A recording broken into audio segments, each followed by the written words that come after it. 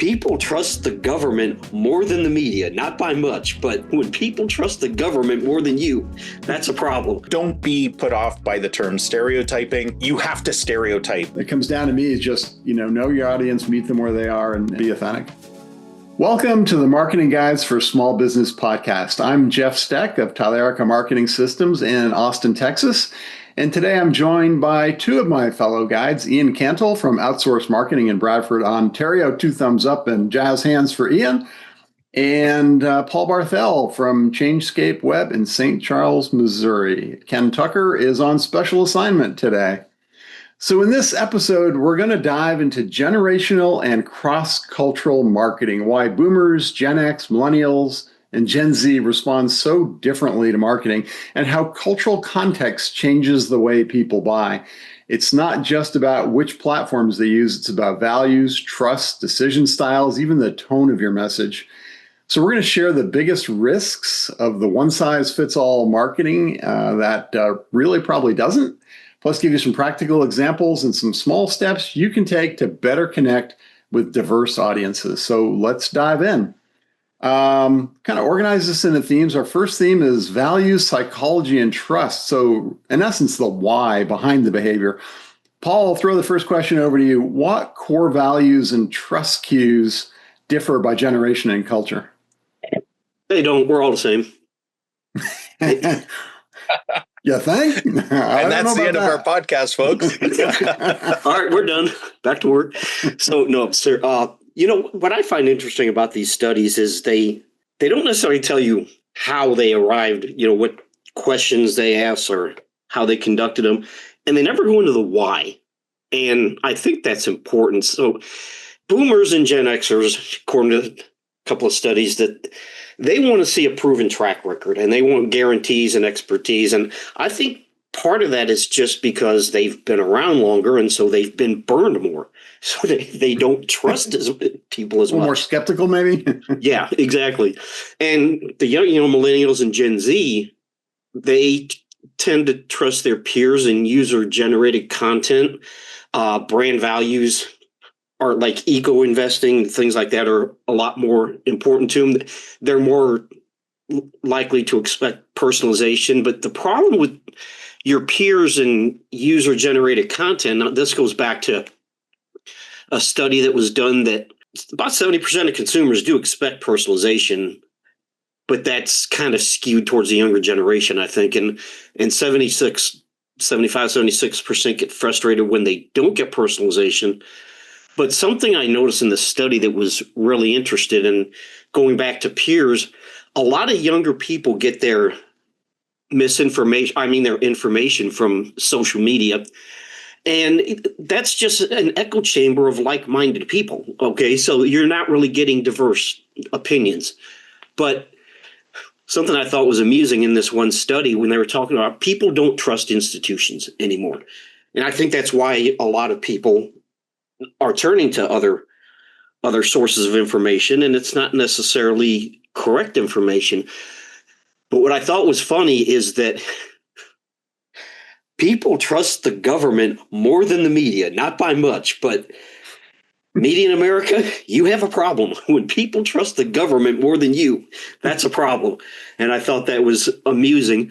They trust scientists and scientific bodies, but they trust scientists, but they think these scientific bodies are too influenced by money and politics.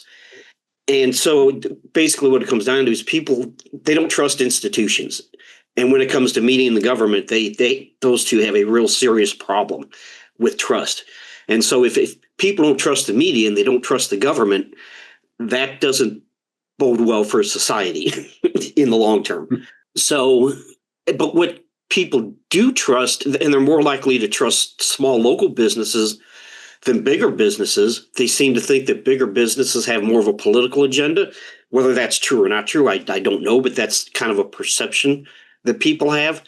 But they do, of all the institutions, they trust businesses more than anything else to bring innovation into society and into the marketplace. And I thought that was really interesting. But so as how that affects your marketing is if you're going to market to boomers or Gen X, they want statistic. They want to know that they want warranty. They want guarantees. They want to know how many years you've been in business. They want to see a track record of expertise, whereas the younger generations, they're probably your brand values are going to be extremely important to them. And, sustainability, inclusion, things like that. I read a study that said that video is more persuasive to younger people. I don't know if I believe that or not, because I may not start my search on YouTube. I may go to their website because I want to get some information about them. But if they don't have a YouTube channel, I become very skeptical. And if they do have a YouTube channel, I'm going to go to their YouTube channel and see what they're posting. Mm-hmm. And I'm not exactly 25 years old. 26 now, right? Just had a birthday? It is the second anniversary of my 15th birthday.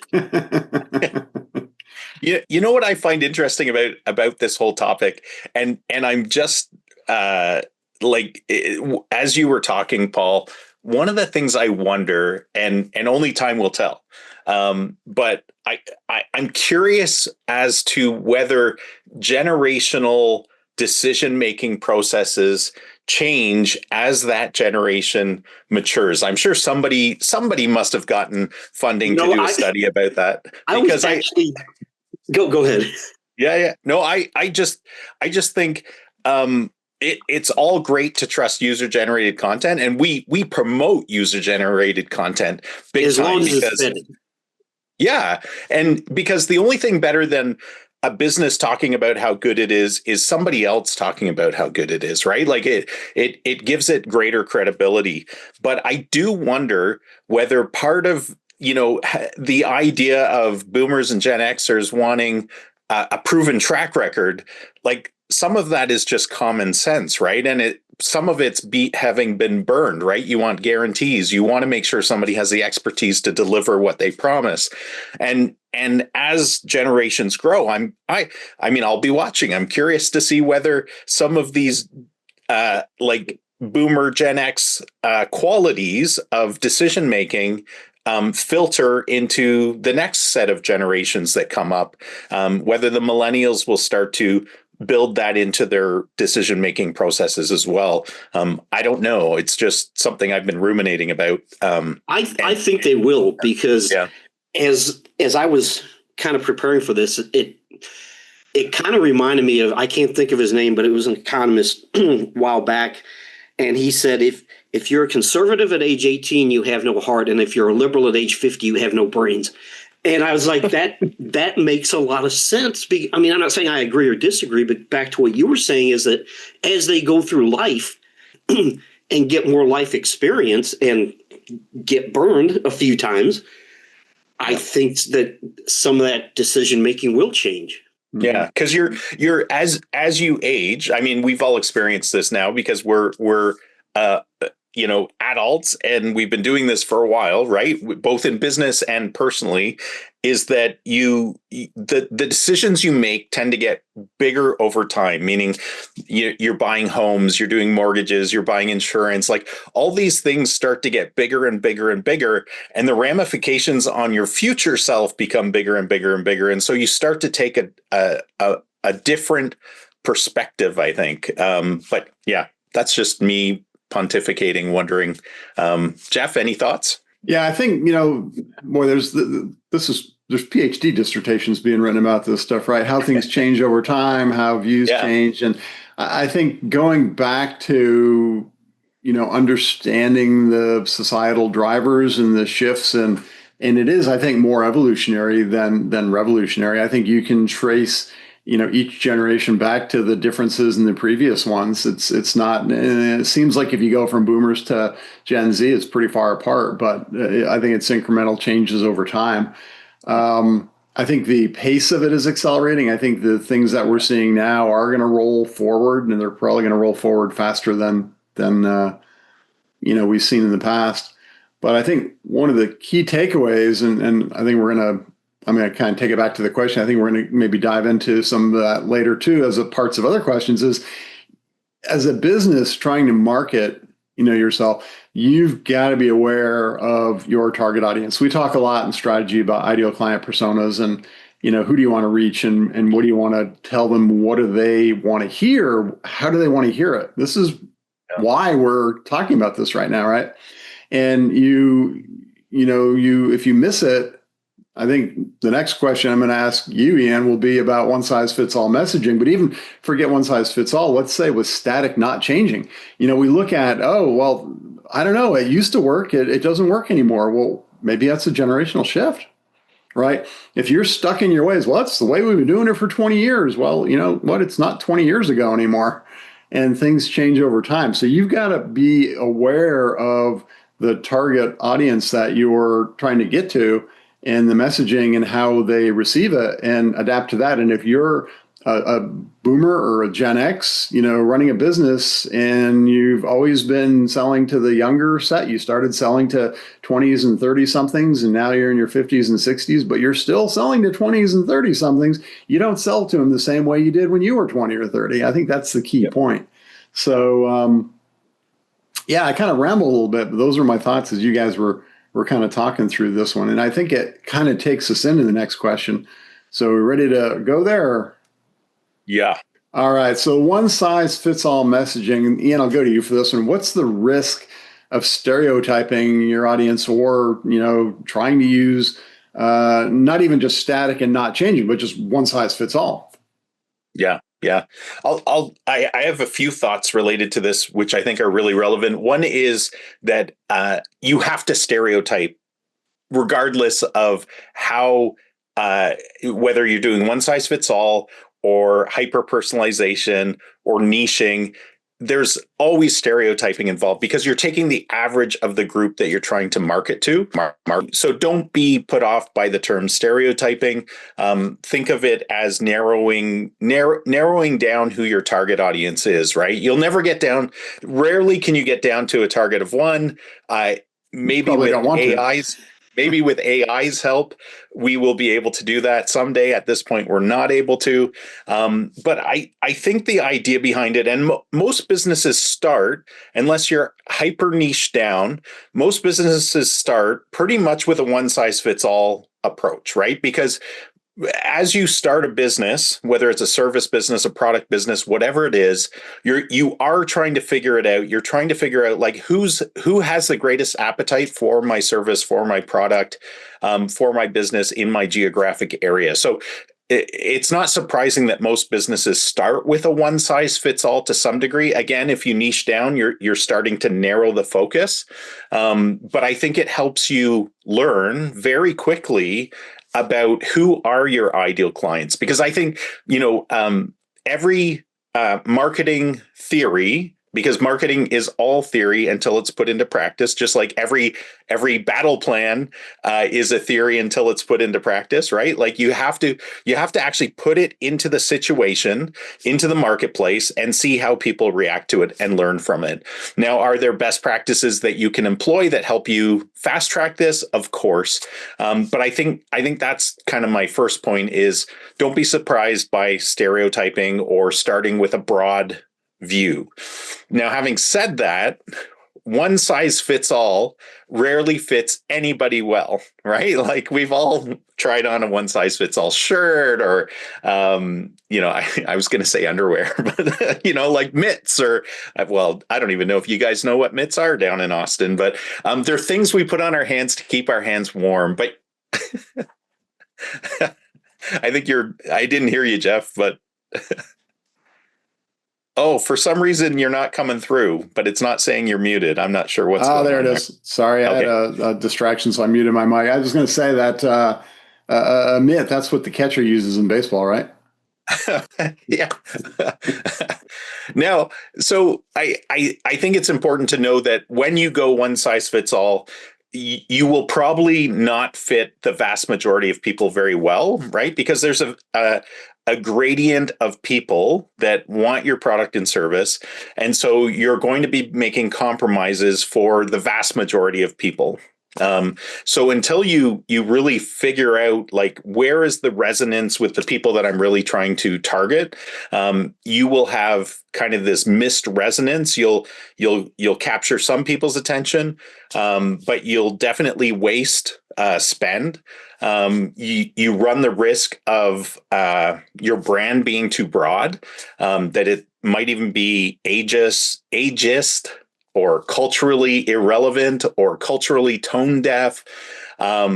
Because really, like what we all crave is that when a business connects with us in marketing, marketing is just communication, right? It's trying to, I always equate marketing to being like dating, right? Like you're trying to marry, well, not marry yet, but you're trying to get the interest of somebody with a need with somebody that has the thing that can meet that need, and you're trying to bring them together. And that's essentially what SEO does, paid ads does, social media marketing, like all of those are to try to bring those two parties together as quickly as possible to start a relationship. And so that's why I equate it with dating, right? You're trying to bring those people together. And personalization, when you can create a message that very quickly resonates in the heart and the mind of the people that hear it, because they're like, those guys get me. That's where you really differentiate yourself from the people that are doing one size fits all marketing to a very custom, personalized messaging approach that resonates with the target audience you want to meet. So an example of this, I was doing some research on some dentists in Toronto, the Toronto area. And one of them that popped up in my research was this, it was kind of a luxury dental spa. And you don't see a lot of these, except in very affluent areas. But it was such a cool thing when I started to like dig into who these guys were, is that they're obviously going for people that have they want the luxury experience. They want to feel really catered to.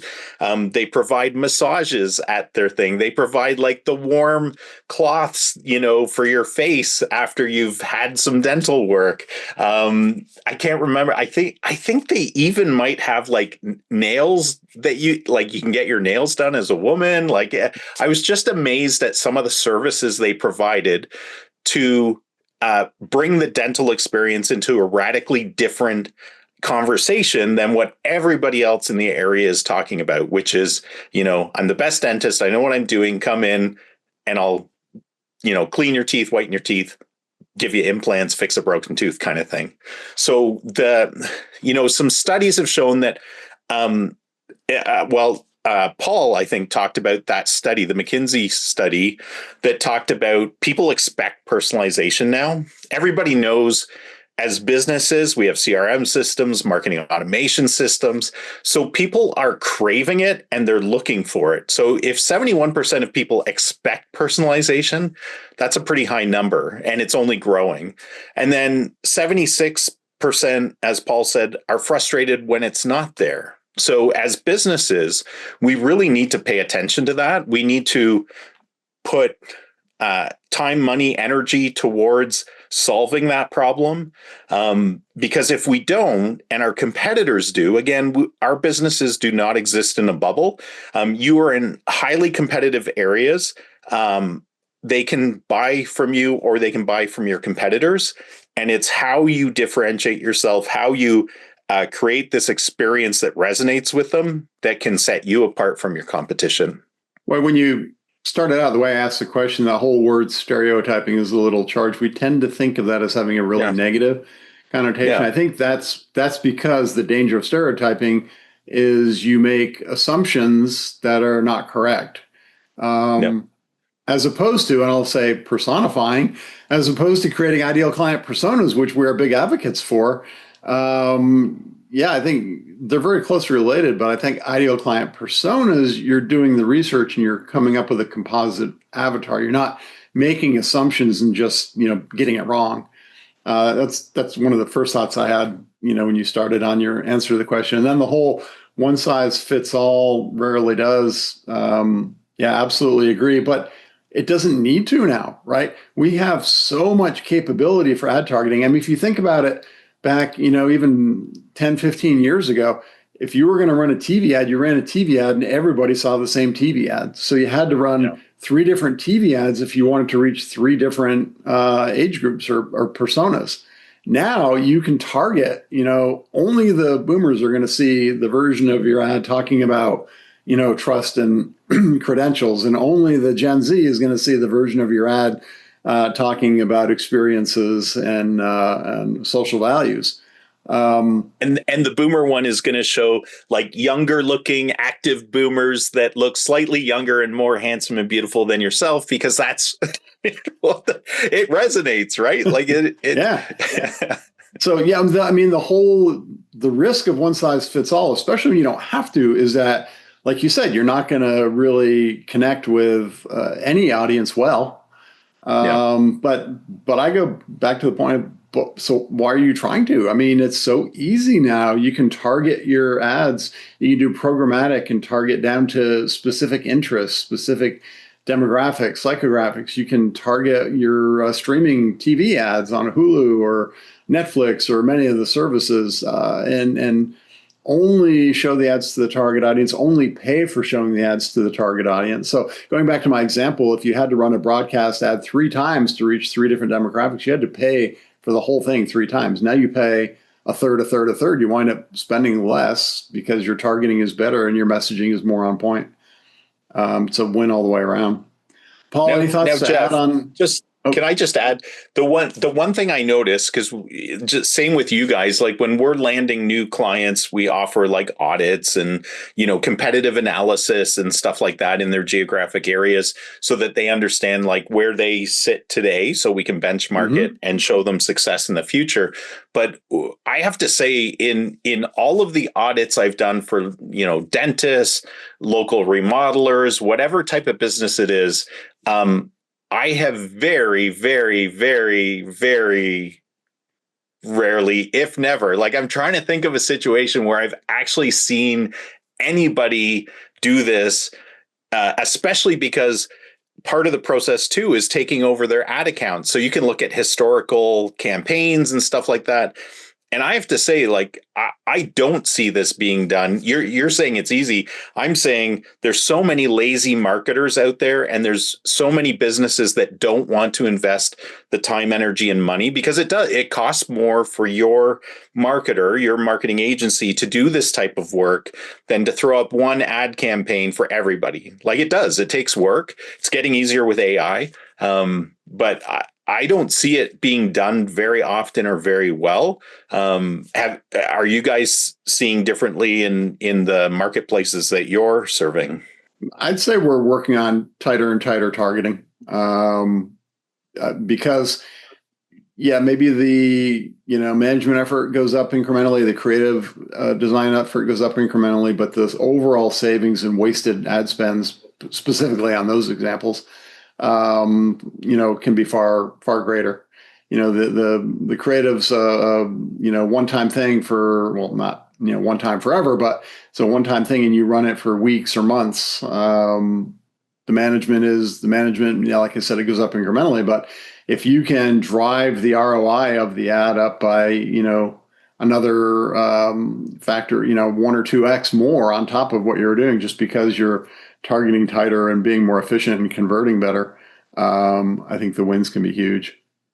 And I wasn't questioning what you're doing, Jeff. I was questioning what you're seeing in the marketplace, because I agree. We're trying to do hyper personalization more and more and more, because that's how we do see success. It's more, for sure, it's a competitive advantage. I'm just asking, are you seeing it marketplace successfully? Overall? Yeah, I still think there's a lot of one-trick ponies out there. There's a lot of guys that are just, all you need is Google ads, or all you need is Facebook ads, and they're not really targeting them well, especially if, somebody says, oh, we're going to take over your ad program. We're going to run it for you for, I'll do my best, Rain Man, about $100. How much effort are you really going to get? How much tracking and optimization and experimentation are you really going to get if you're not, paying somebody that knows what they're doing to do it? But yet there's guys out there that are constantly churning clients because they make promises they can't live up to. And, it's okay. They make okay for them. They make revenue for 6 months and then they go on and find somebody else. Yeah, I think there's still a lot of that out there, but I do think it's starting to change a little bit in that the businesses are getting a little more savvy. They're hearing about more things like this. They listen to our podcast, and That's then right. they go, "Well, hey, why can't I do that?" These marketing guides told me, "Yeah, do this. What do you think about that?" So Paul, you want to chime in? We've kind of been talking back and forth to each other for a bit here. Any thoughts on the one size fits all, or do you want me to throw the next question at you? Well, the only thing I'd say, we're talking about personalization and we're probably using a CRM to do that. Test your stuff. You know how many emails I get? Well, it's either a generic email or it says, "Hi, first name." Hi, first name. Or you've got a link to a something and the link's broken. Yeah, exactly. I was totally convinced, and I think there might be some truth to it. A year or two ago, it seemed like it was a planned tactic to throw something out, have it broken, and then immediately follow it up with, "Oh, I'm sorry that." And either everyone was so busy they were screwing up a lot, or it was a planned tactic that somebody coached them to try, and it didn't work. And about 2 months later, it stopped. But for a stretch there, I know what you're talking about. We got those all the time too. Drives me crazy. It's like, well, thanks for wasting my time again. But, yep. So Paul, let's jump back to you then, and keeping it with the differences in generations and cultural differences. How do decision speeds and information sources differ as you look at different generations or different cultural aspects? Honestly, I think a lot of these answers go back to the first question. Is it, boomers and Gen Xers, they compare more. They're more deliberate. And I think it goes back to they've just been burned more, I mean, the longer you live, the more interactions you have with society and institutions and people, the more often you're going to get burned. That's just a reality of life. I think there's also a certain element of they didn't have all of the sources of information, people telling them what to believe and what to do and what to feel, that they had to figure it out for themselves. Gen X particularly, I mean, that's the latchkey kids, right? It's like, you get home from school and it's like, okay, just, do whatever. Don't burn the house down. And you didn't have YouTube. You didn't have, all the sources of information. So you had to go out and figure things out. So I think that's an element of it for sure. Is the there was more independent thinking, more, again, now I'm being stereotypical, right?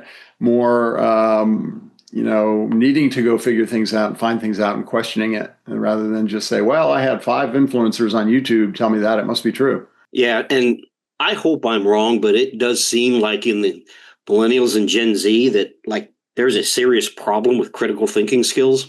And like, I hope I'm wrong, but it's just something that I seem to notice.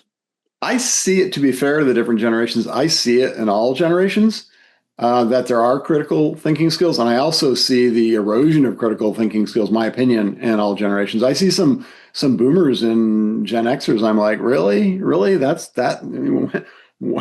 Really? Have you stepped back and thought about that? It's like, but I get your point, but I won't say it's gone from the younger generations. I won't say it's still super strong in the older ones. So I think, like you said, there's just so many, we're bombarded with so much information today, and you just can't vet it. And again, I think it goes back, a lot of it goes back to life experience. The younger generations, they tend to rely more on social proof. And like I said in the first question, value alignment. Does your brand value match my values? And that seems to be a lot more important to them. And like back to the critical thinking skills, I mean, if you was having a discussion the other day with a younger kid, and he was convinced that, and I don't want to get political here, but he was convinced that hate speech was unconstitutional. It's like, no, it's not. I'm not saying it's not wrong or that it's not immoral, but it is not unconstitutional. And that's the kind of, I think that idea came from getting his information from these social media channels, and we don't teach civics in school anymore. That's a problem. But if you look at cross-cultural, and I think there's a question about this later, but a lot of communities like Latino communities, Asian communities, they're very tight-knit. And if you can get your foot in the door and they trust you, they will tell their friends about you. Because the area I live in is very diverse, and I've noticed that. I mean, it's like you go just west. I mean, it's like probably 80-85% Latino, Hispanic. There's a big Asian community not too far from here, and they don't trust the outside world. I mean, and I'm not saying that it's a bad thing or there's anything wrong with it. It's just they've been, discriminated against. It's just reality, and they tend to not trust other cultures. And I don't think that's anything new, right? Like, I think if you look back in history, even North American history. Oh, no, I don't think it's anything new either. But if there's always comfort levels around who what the people that are like-minded or look or sound the same as you. I think it's perfectly natural. But yeah, I think when you were talking and looking at some of the stats and stuff, the interesting thing I find is that like boomers and Gen X tend to be more deliberative, want clear risk reduction, right? And then millennials, Gen Z or Z, what do you guys use again? Doesn't matter if you're comfortable with it. Go ahead. Thanks. That's the nicest thing. We don't discriminate here. It's not a boot us. Thank you. Very funny. Rely on social creators, and value alignment can trump price, right? So what's fascinating about that is that actually aligns very well with when you go to invest money, right? When you go to your financial advisor, they will ask you, what's your risk aversion? Are you open to, like newer, innovative investment opportunities, stuff like that? So I feel like there's probably like a correlation between what we're talking about even with investment, because it makes sense, because technically when you spend money, when you choose a business to work with, you're investing, right? You're investing your time, energy, or money. And I think there's a real opportunity if the studies are true, and if millennials and Gen Z value alignment, or they want value alignment, and that can trump price, there's a real opportunity there, right? If you can align the values of your business with that generation that you're selling to, trying to serve, you can potentially charge more than your competitors who might not be doing that type of value alignment. Yeah, that's basically, I think you just answered the next question, is how do you structure offers and reduce risk by these different cohorts? I think you just kind of hit on that. Yeah, and one thing I'd say is that direct mail can be effective because it's almost like a novelty, especially to the younger generation. It's like, hey, what's this? Yeah. Yeah. Well, I what's interesting too is COVID killed direct mail, right? Like during COVID, even though it was one of the only forms of information you could get tangibly, at least in our area, like they stopped delivering, businesses stopped investing in it. Very, very little mail was coming through. And then after COVID, it was fascinating to watch, some of our clients wanted to get back into it. I was recommending that because there was so little. It's, when you're the only voice in a particular medium, it gives you a larger voice, right? And so, dentists stopped using it. So if you're the only dentist that's using direct mail in your area, it gives you a unique voice that's not a competition of one, right? Which is fantastic, or a competition of zero. So, I think things like that are interesting. And you raised an interesting point there, Paul. Yeah, and I think that while boomers and Gen X, they tend to want warranties and guarantees, I think on some of the stuff, there's a lot more overlap than these studies would lead us to believe, because one of them said that the younger generations, they want trials and limited runs. And I think that's pretty true across the board, because I agree. People do not want to be locked into a long-term contract anymore. Yeah. They want a free trial. They want a monthly I don't know if you remember, but it used to be that you had to pay your, at least in the area I'm in, you had to pay your car insurance 6 months at a time. Mm-hmm. And people got pissed about that. And now they finally realized that if they're going to force people to pay 6 months at a time, they're going to find an insurance company that doesn't make them pay 6 months at a time. Yeah, it only takes one, right? But yeah, I think you're right on the money, Paul.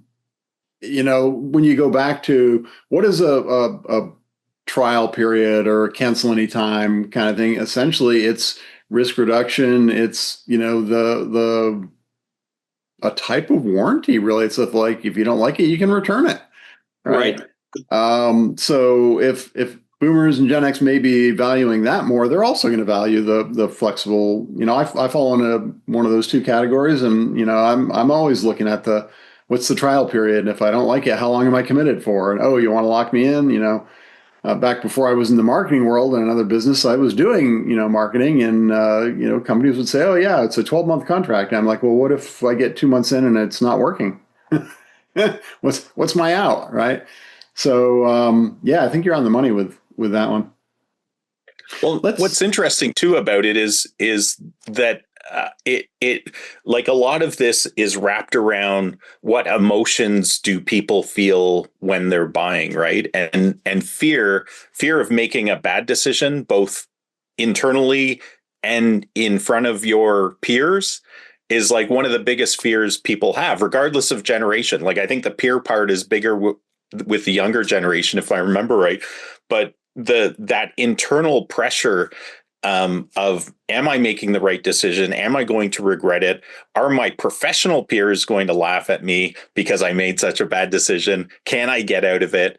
Mm-hmm. And yeah, am I going to talk about this around, a beer or whatever, wherever you spend time socially with your friends? That's because you want to be able to, there's an internal need for all of us to, first of all, make good decisions, have made good decisions, so that we can share those with other people to validate what we're doing in all sorts of areas of our lives, right? And I think when you make buying decisions, because I've heard this from businesses I've interacted with, where they get paralyzed by the fear of making a decision to switch marketing, even though their existing marketing company is providing horrible, dreadful results, but they can't bring themselves, like they even talk to me about this on the phone. And you're like, holy cow, like, don't stay with those guys. You're killing your business.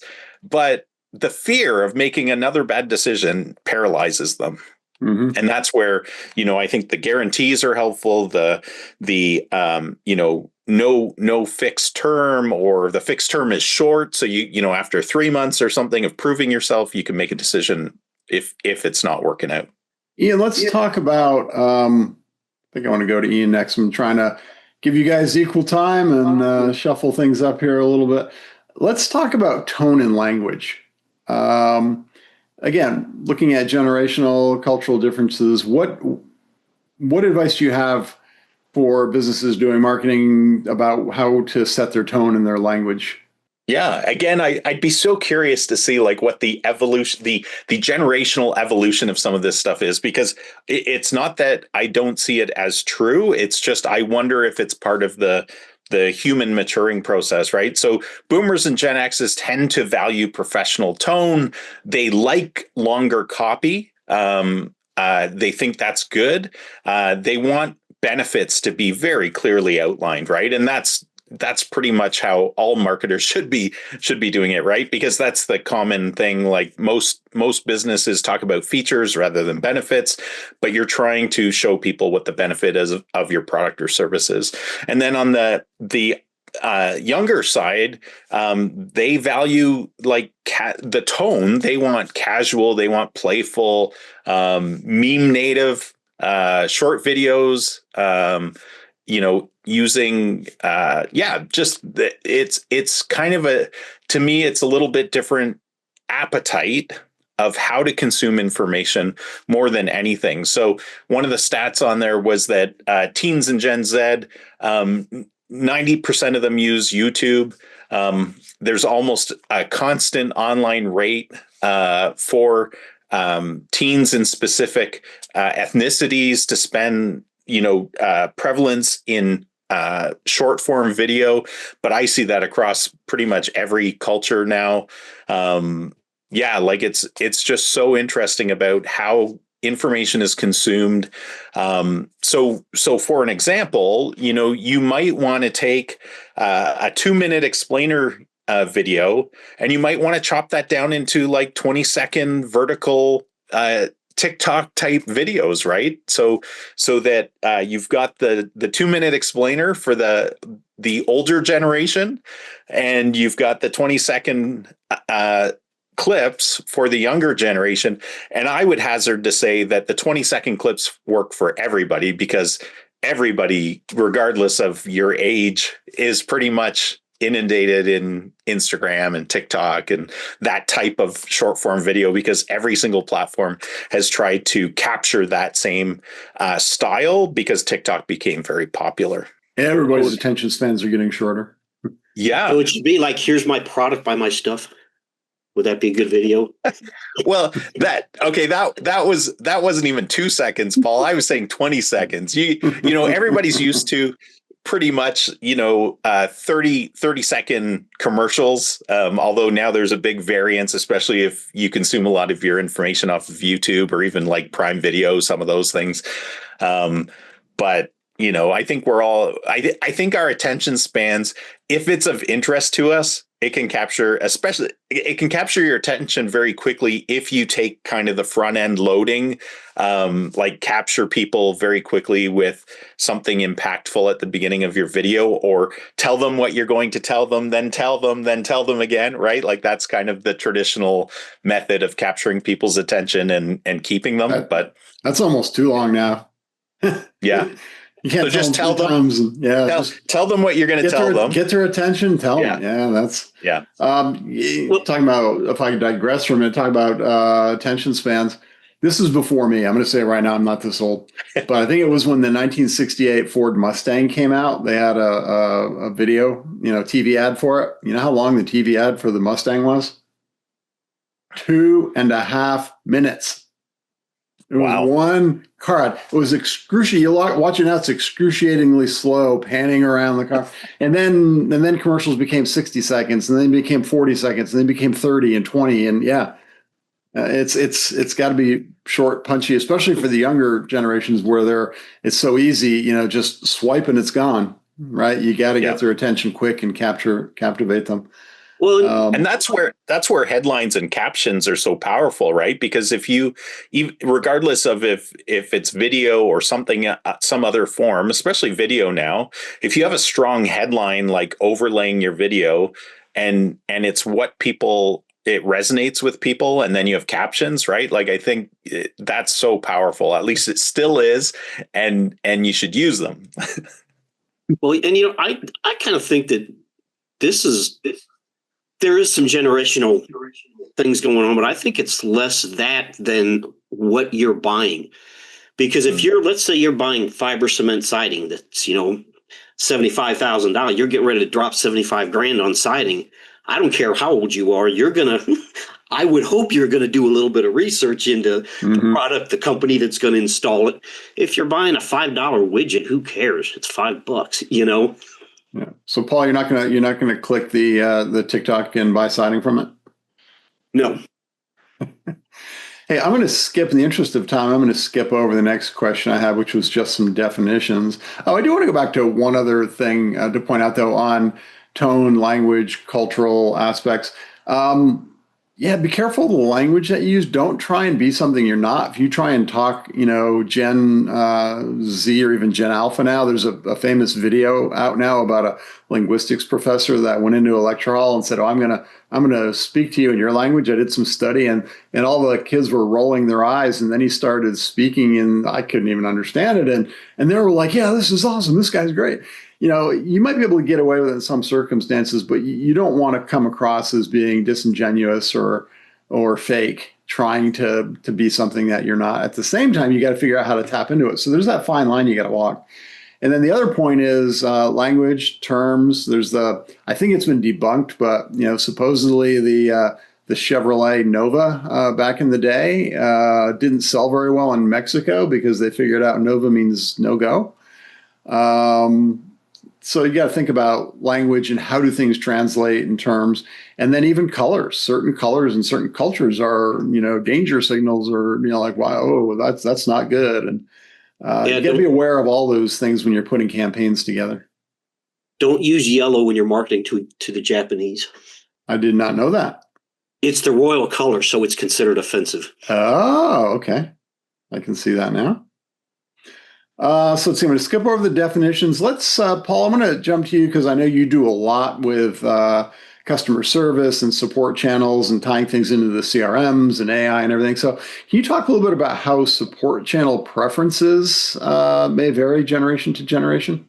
I think that's largely dependent on the product or service that you need support with. Now, it is true that older people are going to prefer phone or in person, where younger people are going to want, a chat or a direct message or something like that.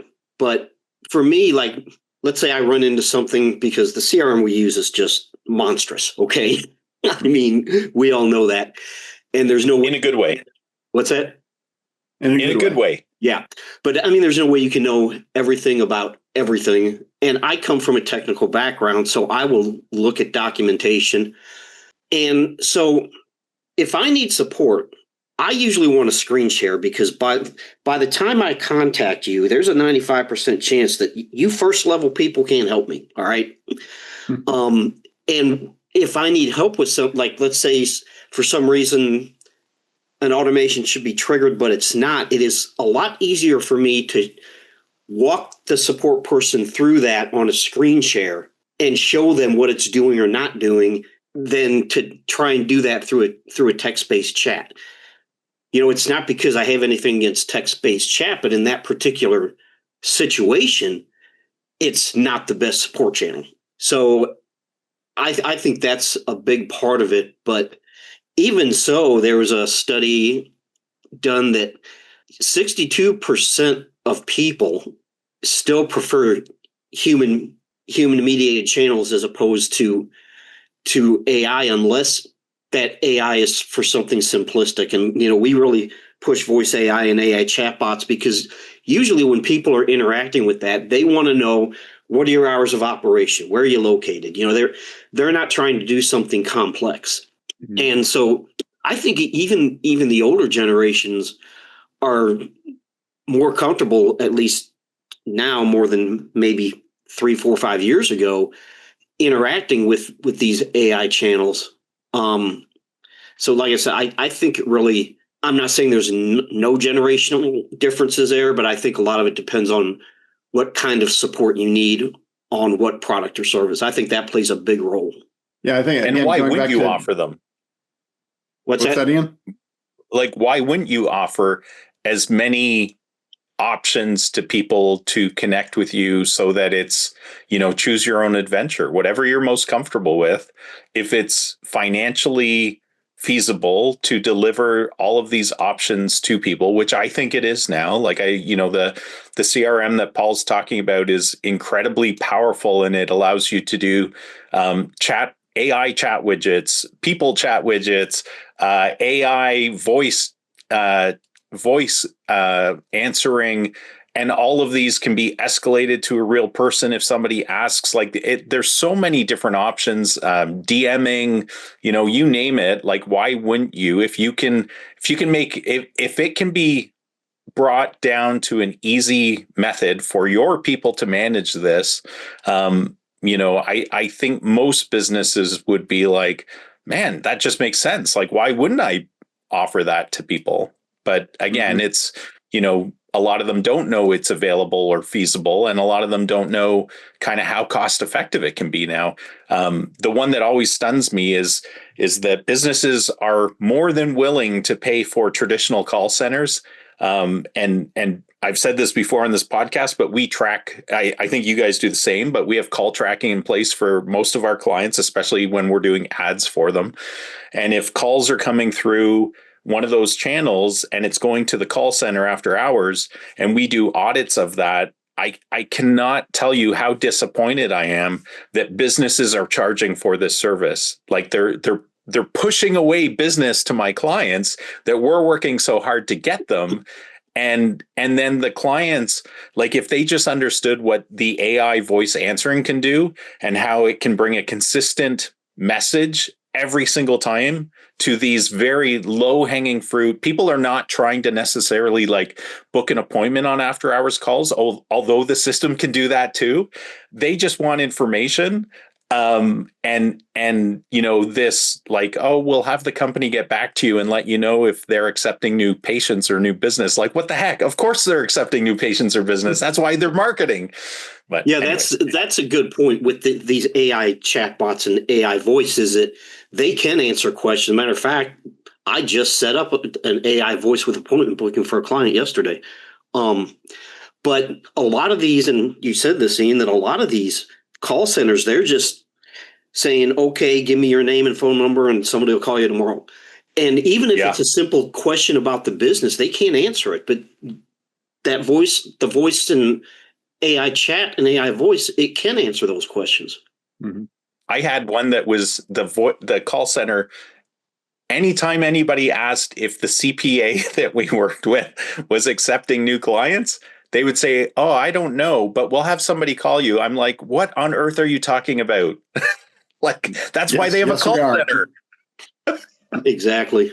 Yeah. I think, Ian, you made the point about why wouldn't you do multiple channels? And there's, of course, a time and budget limit. But the key is really, if you've got a diverse audience, if you've got multiple generations, multiple cultures, you've got to meet them where they are, just like anything else. Meet them where they are and help them along, guide them along. Yeah. And if that means having both a click to call button and a chat widget on your website contact page, then you better have both, and a form.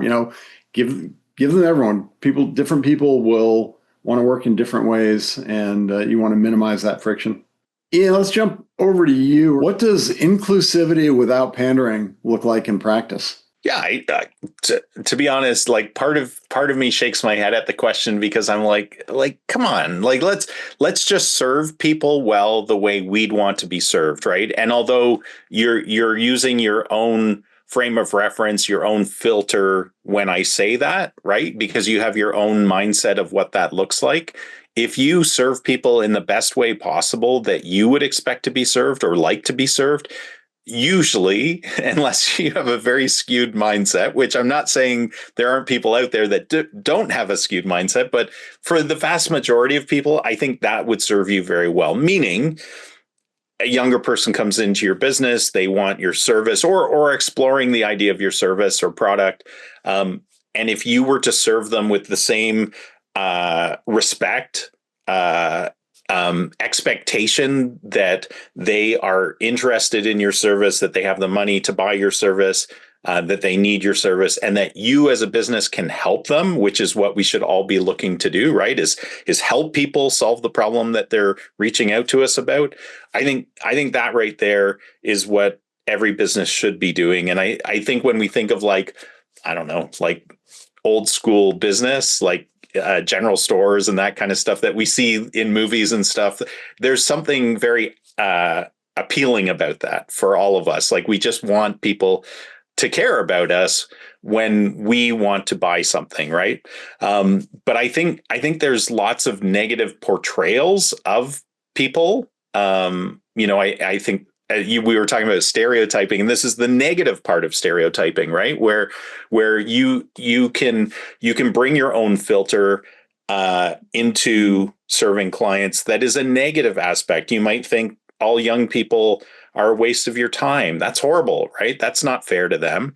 You may think all old people are a waste of your time. Equally horrible, right? So I think it's all about, like, how do you bring the proper mindset to every position in your business so that you're being inclusive to people, you're offering them a service, you're trying to, again, match their need with what you guys can do as a business. Some things you should remember is try to avoid cliches. try to make sure that you're building a relationship and building trust with each other. I think those are the most important things. So that was a long-winded way of saying 4 words: treat people with respect. Yeah. And kindly, right? Like, if somebody's reaching out to your business, like, heck, like, why are you in business? Is it to treat people badly? No, that's not why you got into business. Yeah, I think there's a danger when we try to prove that we're inclusive, or whatever the PC term is, that it does come across as negative, and it can very easily come across. Like I said, just treat people with respect, and that will solve most of your problems right there. Mm-hmm. And just your point about like forced cultural relevance through selection of images and video, like that kind of stuff. Because I've certainly, over my years, because I started my career as a graphic designer, I have been asked to do that so many times. I can't tell you, but what you're saying, Paul, is so true. Like, don't fake who you are as a person or as a business, because you will always be found out, right? Like, there's people, as soon as they interact with you, will understand, like, oh, they had they had culturally relevant pictures of people that looked like me on their website, but when I go in, there's not one person that looks like me in their place. A bit like, not everybody cares about that stuff, but I think what we're talking about here is when you force inclusivity, sometimes you can actually push people away because it's not genuine. It's faked, right? Mm-hmm. Yeah, ARP did a study that basically almost 20% of adults over 50 refuse to buy because of ageism in ads. And some of these commercials you see on TV right now, it's like they're so fake, because you can tell they're going out of their way to try and include someone from every culture on planet Earth in that commercial. And It's like, I wouldn't buy from that business. Yeah, I think there's a time and place to kind of set the tone, right? Because you do, again, we were talking about personalization and resonant messaging, but you have to be super careful with it. Yeah. I think the inclusivity without pandering concept, the inclusivity just goes back to meet people where they are. If they're part of your target audience, meet them where they are. Don't tell them where they need to be. So what Paul said, respect.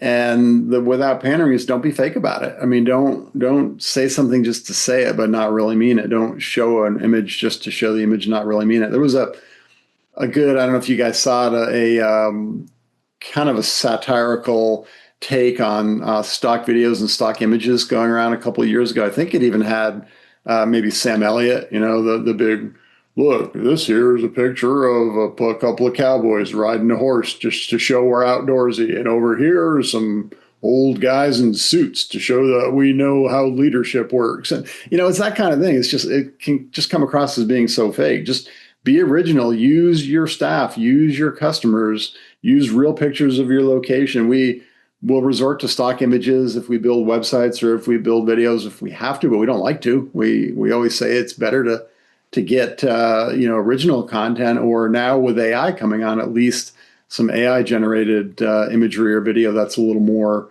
closer to home than a fake actor in a cheap suit in front of a camera.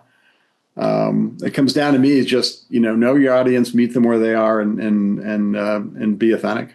For our audience out there, small and medium-sized business owners, what first steps? We'll just do this as a round robin. What first steps should they take now, today, this month, before the end of the month, in 5 days? What first steps should they take to adapt and do it on presumably not breaking the bank on a reasonable budget? Which as far as like take the first personalization and what we've talked about today, just everything we've talked about. We're talking about cultural and cross-generational aspects of marketing their business. What would you suggest as some first steps? Yeah, I mean, Paul talked about it earlier about how, in whatever CRM system you're using, figure out who, like, try to create a couple segments of that, right? Whether it's based on these type of people have bought these people have bought this product or service.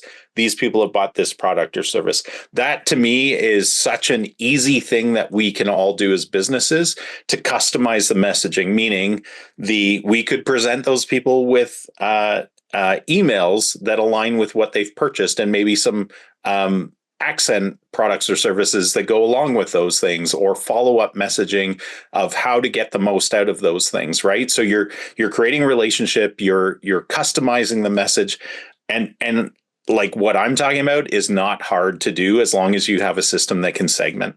You can even do, custom messaging in ads that way as well. You can advertise to your own customers. So I think that's really easy. Like you can start to get into cultural segmentations and stuff like that. But I would say, like, first step, if you're an existing business, segment your business based on people's past buying behaviors, because that will also allow you to sell more to them today, tomorrow, and into the future. And that to me just makes practical, easy, cheap, not cheap, but inexpensive, effective marketing. Paul, what do you got? Yeah, I'd say that, well, two things. That first, what Ian said is segment your list. And most CRMs, and I know the one we use, allows this, is it, guy, you can so tightly segment that list, by the things Ian was saying, what they bought, what they didn't bought. And because no small business, well, I shouldn't say no, but I have yet to run into a small business that has done that has segmented their list. But the other thing I would say, because we run into this all the time, get your accounts and platforms in order. And what I mean by that is, how many people they had someone set up their Facebook account 10 years ago and they have no idea how to access it.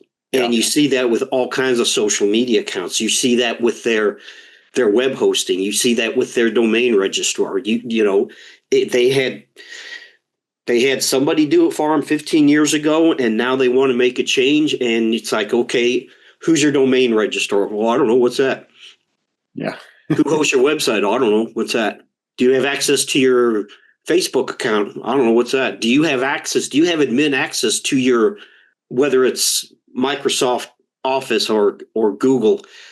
We've actually run into businesses where they had an employee set up their Google workspace. Well, it was G Suite back then, and they made themselves an admin. And we see this on Google business profiles a lot too, that the employee made them set it up and made themselves the admin, and the owner is a manager, and that employee is no longer there. And it is almost impossible to get control of that again.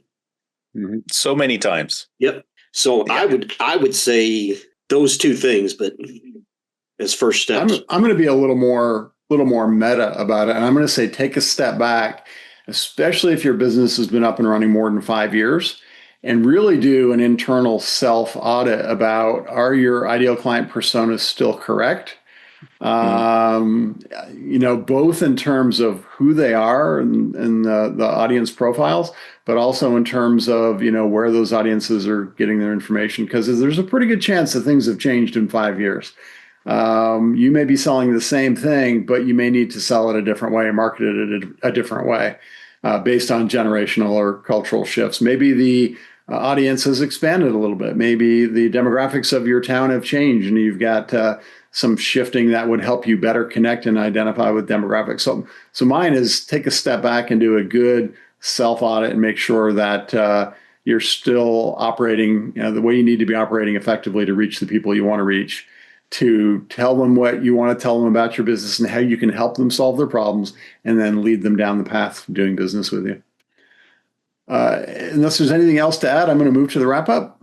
We all good? Yeah, I think we're good. Well, that's a wrap up then. So we've talked a lot about generational and cross-cultural marketing. Thanks, guys. To our audience, we hope you picked up some fresh ideas that you can put in action right away to better connect with your audience. So Ian, as is our custom, would you like to take us out? Sure. So if you enjoyed this episode, do us a favor, hit that subscribe button, smash it. Thank you. Thank you, Jeff. I miss Ken's smashing. He gets so into that. Leave us a rating or review. Drop a comment. Just reach out to us. We'd love to hear from you. If you have a particular challenge that you're facing from a marketing perspective, reach out to us. That's what we're here for. This is what we do all day, every day, except for our days off. So, share the podcast with another business owner who could use these insights to help their business. It really helps us grow and it keeps these conversations coming your way. So until next week, folks, keep calm and market on.